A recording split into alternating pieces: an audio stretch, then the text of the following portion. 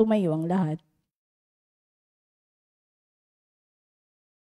Sa ngalan ng Ama at ng Anak at ng Espiritu Santo, Amen. ang anghel ng Panginoon ay nagbalita kay Santa Maria. At siya'y naglihilalang ng Espiritu Santo. Aba, Ginoong Maria, napupuno ka ng grasya. Ang Panginoong Diyos ay sumasa iyo.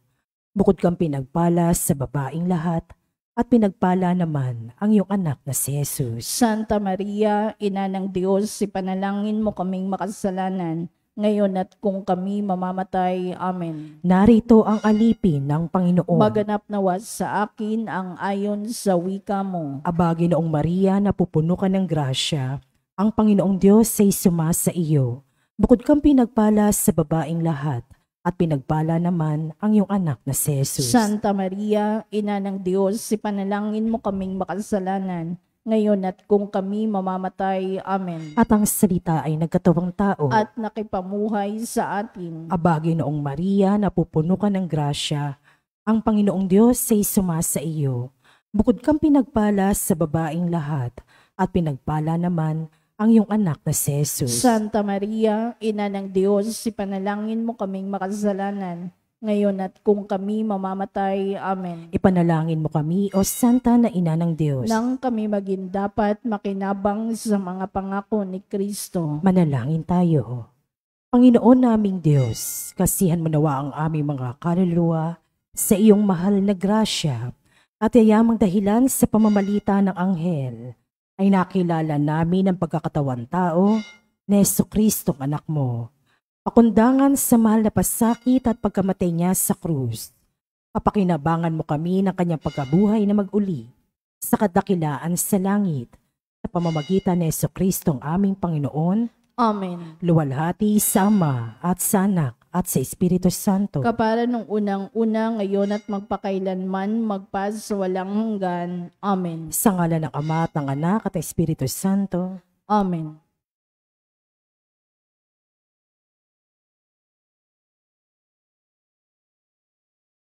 At ang mamumuno po sa ating banal na pagdiriwang ngayon ay ang atin pong Kura Paroko, Reverend Father Douglas D. Badong.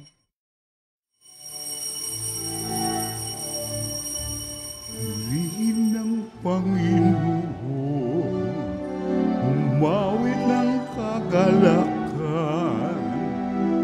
at tugtugin ang gitara, at ang kaaya-ayang lira.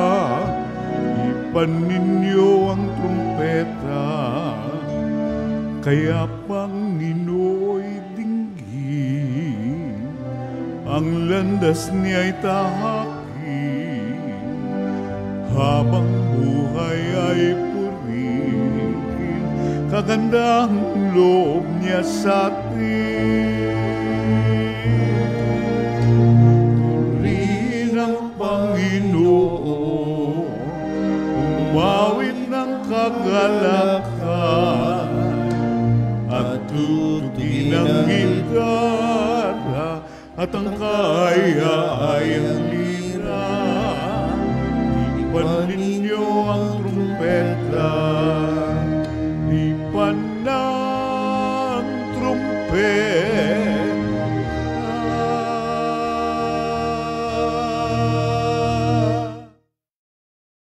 Sa ngalan ng Ama at ng Anak at ng Espiritu Santo. Amen.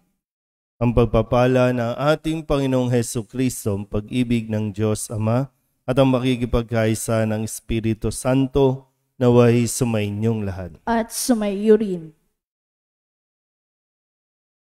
Mga kapatid, tinipon tayo bilang mga kaanib na angkan ng Diyos, kaya dumulog tayo sa maawaing Panginoong nagpapatawad ng lubos. Sinugong tagapagpagaling sa mga nagsisisi, Panginoon, kaawaan mo kami. Panginoon, kaawaan mo kami. Dumating na tagapaganyayang mga makasalanay magsisi, Kristo, kaawaan mo kami. Kristo, kaawaan mo kami. Nakaluklok ka sa kanan ng Diyos Ama para ipamagitan kami. Panginoon, kaawaan mo kami. Panginoon, kaawaan mo kami. Kaawaan tayo ng makapangyarihang Diyos, patawarin tayo sa ating mga kasalanan at patnubayan tayo sa buhay na walang hanggan. Amen. Manalangin tayo. Ama naming makapangyarihan, ginagawa mong kami magkaisa ng kalooban.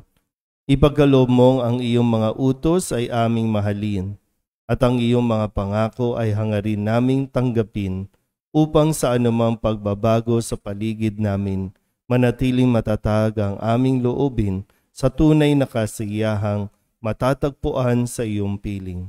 Sa pamamagitan ni Jesucristo, kasama ng Espiritu Santo, magpasawalang hanggan. Amen. Umupo ang lahat.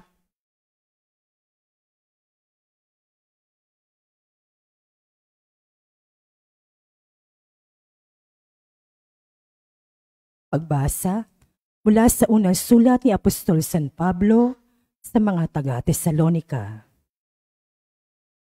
Tiyak na natatandaan pa ninyo, mga kapatid, kung paano kami gumawa at nagpagal araw-gabi para hindi kami maging pasanin ni numan, samantalang ipinahahayag namin sa inyo ang mabuting balita.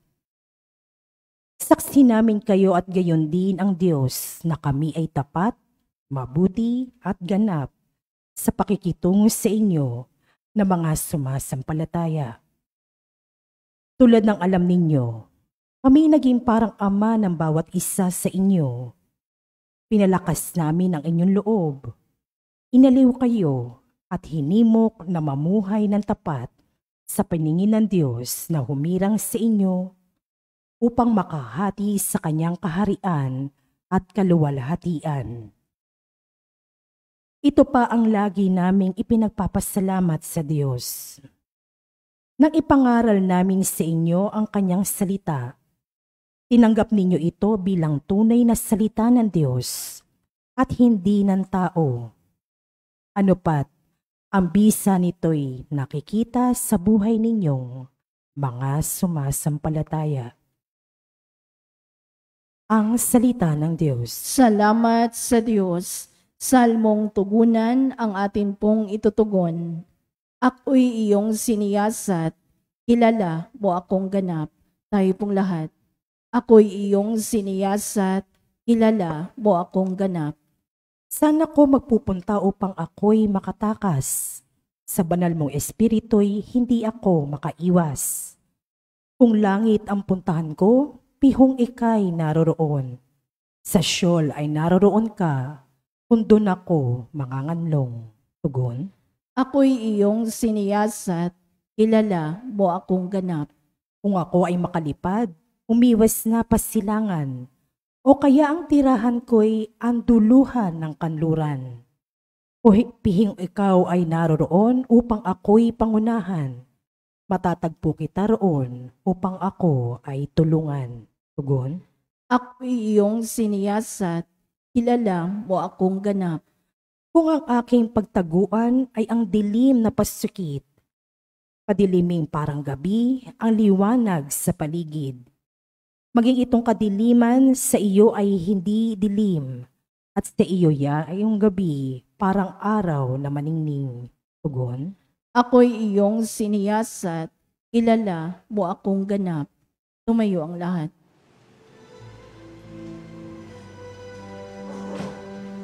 Hallelujah, hallelujah, kami ay gawin mong daan ng iyong pag-ibig, kapayapaan at katarungan. Hallelujah. Sumainyo ang Panginoon. At sumaiyo rin. Ang mabuting balita ng Panginoon ayon kay San Mateo. Papuri sa iyo, Panginoon. Noong panahong iyon, sinabi ni Jesus, sa aba ninyo, mga iskriba at mga pariseyo, mga mapagpaimbabaw, ang katulad ninyo'y mga libingang pinaputi, magaganda sa labas, ngunit sa loob ay puno ng kabulukan at buto ng mga patay. ganyan-ganyan kayo. Sa paningin ng tao'y mabubuti kayo, ngunit ang totoo, punong-puno kayo ng pagpapaimbabaw at kasamaan. Sa aba ninyo mga iskriba at mga pariseyo, mga mapagpaimbabaw, ipinagtatayo ninyo ang mga libingan ang mga propeta at ginagayakan ang mga puntod ng mga taong namuhay ng matuwid. At sinasabi ninyo, kung kami sana'y nabuhay sa kapanahunan ng aming mga ninuno, hindi namin ipapapatay ang mga propeta. Sa sinabi ninyong iyan, inaamin ninyong kayo'y mga anak ng mga nagpapatay sa mga propeta. Sige, tapusin ninyo ang pinasimulan ng inyong mga ninuno. Ang mabuting balita ng Panginoon. Pinupuri ka namin, Panginoong Hesukristo. Umupo ang lahat. Isang mapagpalang umaga po sa inyong lahat. Ngayon po ay Miyerkules, huling Miyerkules para sa buwan ng Agosto. Isang araw na lang, bear na tayo ulit. No? Pero sa pagpapatuloy natin ng ating pong pagdinig sa pahayag ng Ebanghelyo mula kay San Mateo, medyo derechahan talaga, no? O hindi medyo, talagang derechahang pinaalalahanan, kinokompronta at sinasabihan ni Jesus itong mga pariseyo at mga iskriba na kung ano na ang nagiging pag-uugali nila. Ulitin ko po, no? Ang mga pariseyo, ang mga iskriba ay ang mga taong namamahala sa templo, namamahala sa kautusan, namamahala sa mga sinagoga, mga tagapagturo, mga taong simbahan, mga leader ng simbahan, mga lingkod ng simbahan. Kahapon narinig natin yung pagpapatay kay San Juan Bautista nitong mga nasa palasyo. Mga nagkakainan, nagiinuman, kapiling ang Haring Herodes, yung kabit niya, yung anak, at lahat pa ng mga bisita. Nagkaisa, ipapatay si Juan Bautista. Mga magagarang kasuotan, pero ang pag-iisip ay tungkol sa pagiging makasarili, tungkol sa pagpatay. So ano ang pinagkaiba ngayon ng mga nasa palasyo sa mga nasa sinagoga, sa mga nasa templo, sa mga nasa simbahan? Sabi dito, no, sa paghahalin tulad, sabi, para kayong mga libingang pinaputi. Sabi ko, malapit na ulit ang bear. Pagdating ng October, November, pipinturahan natin ulit ang mga nicho, ang mga libingan. Tatabasan na ulit para maging maganda sa pagbisita ng mga tao. Pero ito yung pagkahalin tulad ni Jesus sa mga Pariseyo at mga iskriba, para kayong libingang pinaputi. Maganda sa panlabas, makulay kung titingnan ng mga tao, pero sa loob, puro buto at kalansay o mga nabubulok ang laman. Kung halimbawa lang po, no, isa tayo sa mga naroroon sa panahon nitong Ebanghelyong ito, ano bang mararamdaman natin na ihalin tulad tayo sa isang libingan? Sabi pa nga, no, mga mapagpaimbabaw. Pag sa Ingles, binasa natin ito, ang salita ay hypocrite. Hipokrito. Ano ba pag sinabing hypocrite? Sabihin nyo nga po, hypocrite. Pag hypocrite, ito ay mga stage actor, mga nagpapanggap, mga artista, nag-aarti-artihan, pretending. Kunyari, ito sila, pero hindi naman. Ganun yung artista, stage actor. At pinapaalala ito sa atin para hindi natin ipagpatuloy ang ganitong pag-uugali. Baka tayo din, di natin pinapansin ang ating mga sarili. Mga lingkod tayo ng simbahan. Maging ako bilang pari, pinapaalalahanan tayo ng Ebanghelyo na maging totoo tayo sa atin pong paglilingkod. Alam naman ng Diyos, alam ni Jesus, tayo ay makasalanan. Pero kung magpre-pretend tayo sa ibang tao na tayo ay mabait, mabuti,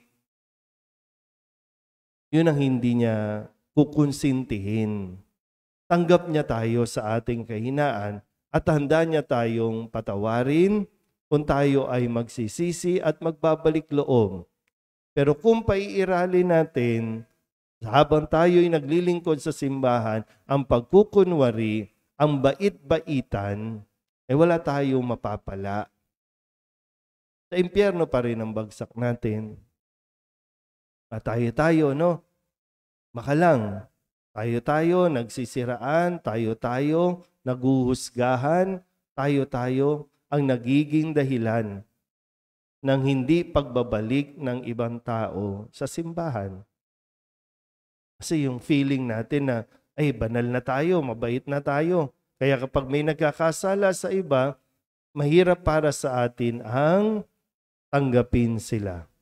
Mas madali sa atin ang magtaboy kaysa ang tumanggap.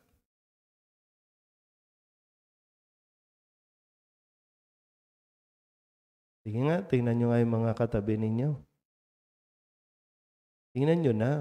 Ito na huling tingin nyo, no? Minsan masakit talaga marinig ang katotohanan. Sampal ito sa atin kapag sinabihan tayo ng katotohanan, masasampal ka at kapag nasampal ka, aaray ka talaga. Pero sinasampal tayo para magising tayo habang may panahon pa. Baka, ulitin ko, no? Pag nilayan natin, ano ba, para ba tayong libingang pinaputi? Maganda sa paningin? Banal-banalan tayo? Ano ba yan? Santong kabayo? Banal na aso? Mga hayop kung magturingan, ang iasal, parang hayop. Pero kapag nandito tayo sa misa, ay talagang napakababanal natin. Pero pagkatapos ng misa, ayun, doon tayo talaga. Sakit man, pero yun ang nagiging totoo. Baka yun ang katotohanan natin. Maganda sa panlabas, pero nabubulok sa loob. Kaya patuloy natin, no, hilingin ang grasya mula rin sa Panginoon para talagang mailabas natin muna ang katotohanan natin. Kasi hanggat di natin nakikita ito, hindi natin maitatama kung ano yung mali sa atin. Sa sarili muna natin bago sa ibang tao. Amen?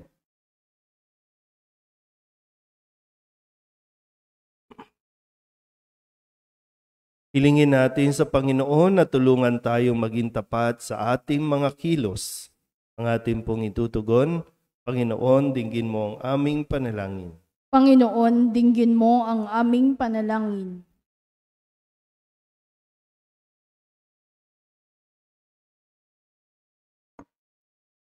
Sa ating buhay bilang bayan ng Diyos, naway matugunan natin ang mga hamon ng Ebanghelyo sa pamamagitan ng ating tapat na pagsaksi. Manalangin tayo sa Panginoon. Panginoon, dinggin mo ang aming panalangin. Atin nawang maiwasang gumawa ng mga bagay dahil lamang sa ating pagnanasang tumulad sa karamihan o dahil sa ating pagkukunwari.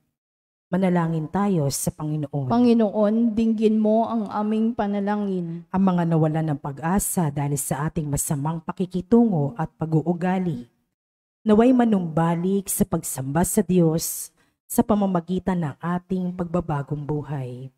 Manalangin tayo sa Panginoon. Panginoon, dinggin mo ang aming panalangin. Ang mga may sakit, naway makita ang mapagpagaling na kamay ng Diyos sa kanilang mga dinaranas na mga pagsubok at paghihirap. Manalangin tayo sa Panginoon. Panginoon, dinggin mo ang aming panalangin. Ang mga yumaos sa buhay na ito, naway tanggapin sa walang hanggang kaluwalhatian. Manalangin tayo sa Panginoon. Panginoon, dinggin mo ang aming panalangin. Idulog din natin sa Panginoon ang ating mga personal na kahilingan at mga panalangin para sa ating mga pamilya, kasama mga kahilingan ng mga nanonood sa online. Lahat ng mga misang pasasalamat, espesyal na intensyon at mga agarang paggaling ng mga may sakit, ang lahat ng mga kaluluwa na inihiling na ipagdasal sa misang ito.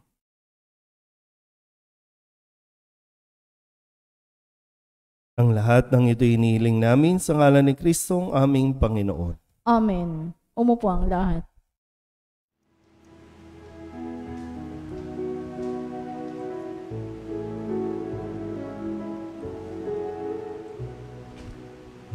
Hiling mo ang awit ko, lahat ng ito'y nagmula sa iyo. Muling ihahandog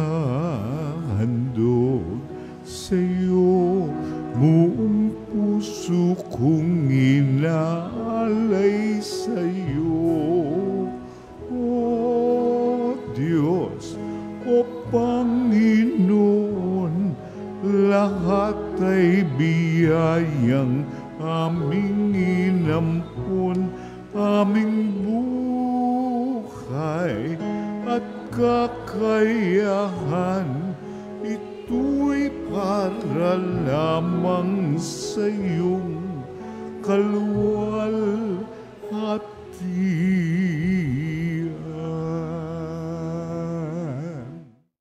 Manalangin kayo mga kapatid upang paghain natin ay kalugdan ng Diyos sa mga makapangyarihan. Tanggapin nawa ng Panginoon itong paghahain sa iyong mga kamay, sa kapurihan niya at karangalan sa ating kapakinabangan at sa buong sambayanan niyang banal. Ama naming lumikha, pinagkamit mo kami ng iyong pagkupkop, pakundangan sa isang pampalagi ang paghahandog, kaya sa iyong sambayanan ay iyong ipagkaloob ang pagkakaisa at kapayapaang nagbubuklod, bunga ng aming mga alay na iyong ikinalulugod sa pamamagitan ni Jesucristo kasama ng Espiritu Santo magpasawalang hanggan. Amen. Sumainyo ang Panginoon. At sumaiyo rin. Itaas sa Diyos ang inyong puso at diwa. Itinaas na namin sa Panginoon. Pasalamatan natin ang Panginoong ating Diyos. Marapat na siya ay pasalamatan. Ama naming makapangyarihan, tunay nga marapat na ikaw ay aming pasalamatan. Ikinalugod mong likain ang sanlibutan na iyong pinagbabago at idinarangal sa pamamagitan ng iyong anak na kinalulugdan. Kaya't utang na loob ng iyong mga itinatangi at ng mga banal na kapiling mong lagi ang iyong paggiliw at pagkakandili. Kaya kaysa ng mga anghel na nagsisiawit ng papuri sa iyo nang walang humpay sa kalangitan, kami nagbubunyi sa iyong kadakilaan.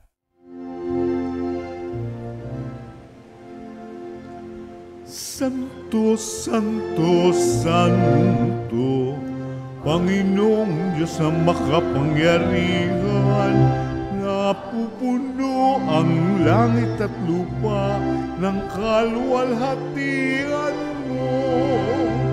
Hosana sa kaitaasan, pinagpala ang naparirito sa ngalan ng Panginoon.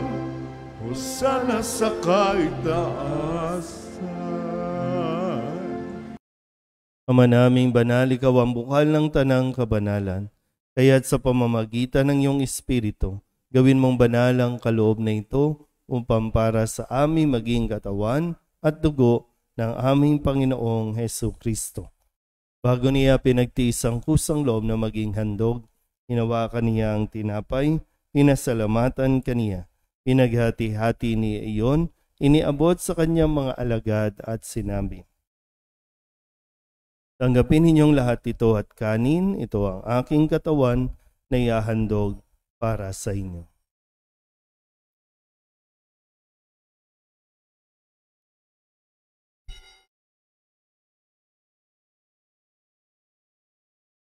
Kaya hindi naman nang matapos ang hapunan, hinawakan niya ang kalis, muli kaniyang pinasalamatan. Iniabot niya ang kalis sa kanyang mga alagad at sinabi, "Tanggapin ninyong lahat ito at inumin. Ito ang kalis ng aking dugo ng bago at walang hanggang tipan. Ang aking dugo na ibubuhos para sa inyo at para sa lahat sa ikapagpapatawad ng mga kasalanan. Gawin ninyo ito sa pag-alaala sa akin."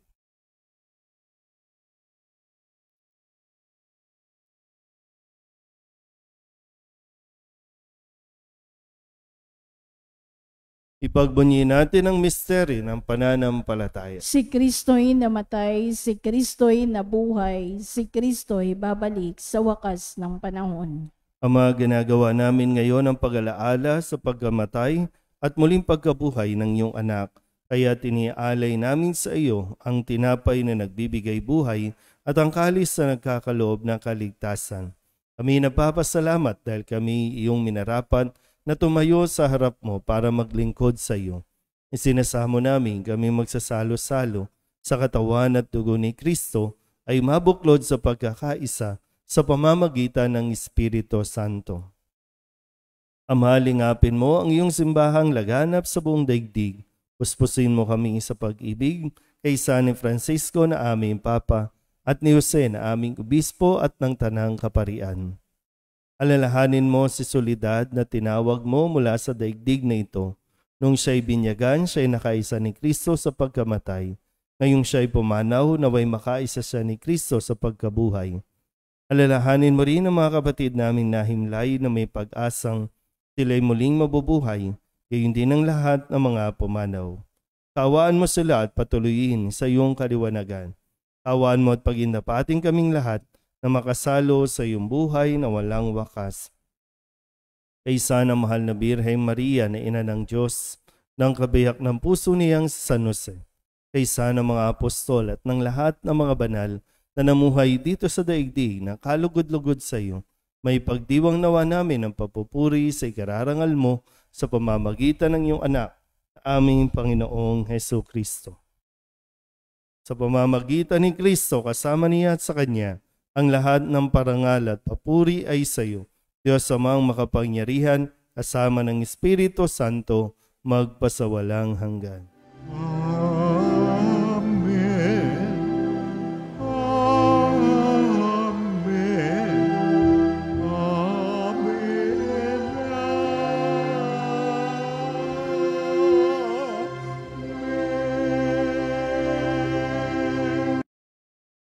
Sa tagubili ng mga nakagagaling na utos at turo ni Jesus sa Panginoon natin at Diyos, ipahayag natin ang lakas loob.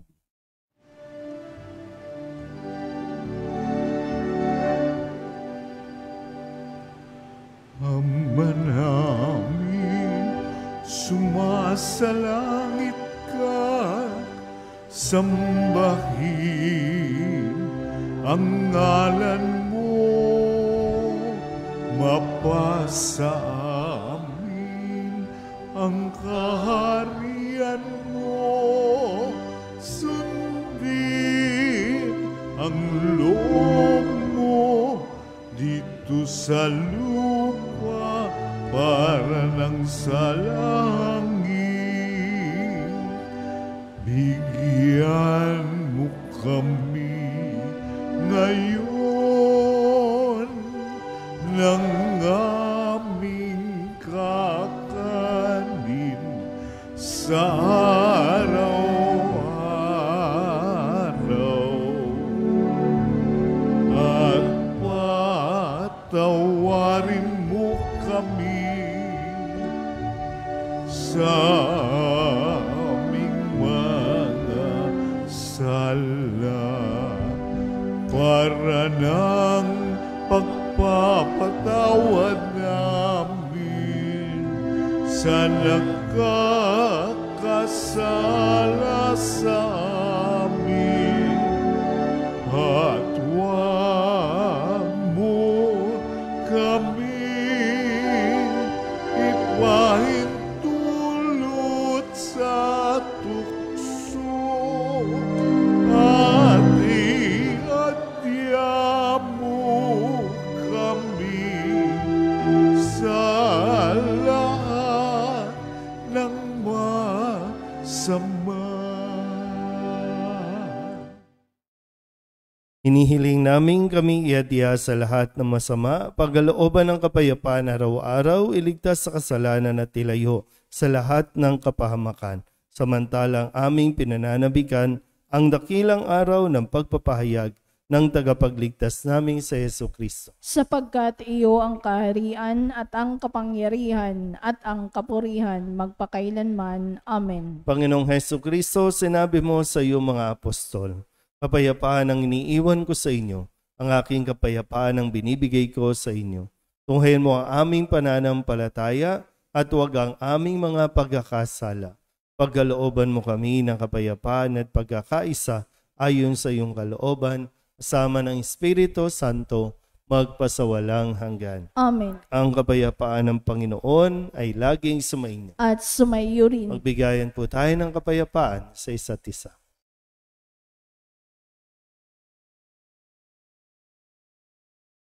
Kordero ng Diyos na nag-aalis sa mga kasalanan ng sanlibutan, maawa ka sa amin. Kordero ng Diyos na nag-aalis sa mga kasalanan ng sanlibutan, maawa ka sa amin. Kordero ng Diyos na nag-aalis sa mga kasalanan ng sanlibutan, ipagkaloob mo sa amin ang kapayapaan. Lumuhod ang lahat.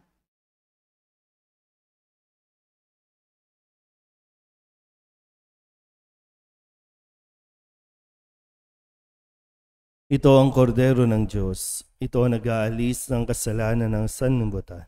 Mapalad ang mga inaanyayahan sa kanyang piging. Panginoon, hindi ako karapat-dapat na magpatuloy sa iyo, ngunit sa isang salita mo lamang ay gagaling na ako.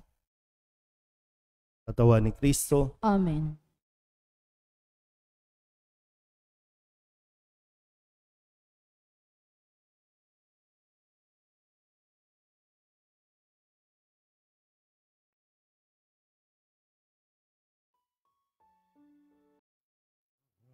Jesus ko, ikaw ang buhay ng kaluluwa at katawan. Walang katulad na kaligayahan ang sa puso'y nararamdaman. Wala akong takot pagkat ikaw ay nariyan. Alam ko rin ako ay di mo pababayaan. Mayroon pa ba kaya akong dapat pangambahan maliban sa aking mga pagkukulang?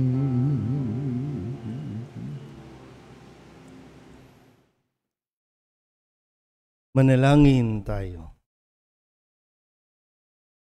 Ama naming mapagmahal, lubusin mo sa amin ang kagalingang bigay ng iyong pag-ibig na ngayoy ipinagdiriwang at kami naway magkaroon ng ganap na kaunlaran upang sa lahat ng aming pinagkakaabalahan, ikaw ay aming mabigyang kasiyahan sa pamamagitan ni Jesucristo kasama ng Espiritu Santo magpasawalang hanggan. Amen. Sumainyo ang Panginoon. At sumayo rin. At pagpalain kayo ng makapangyarihang Diyos, Ama at Anak, Espiritu Santo. Amen. Tapos sa banal na misa, humayo tayo sa kapayapaan ni Kristo. Salamat sa Diyos. Magandang umaga po.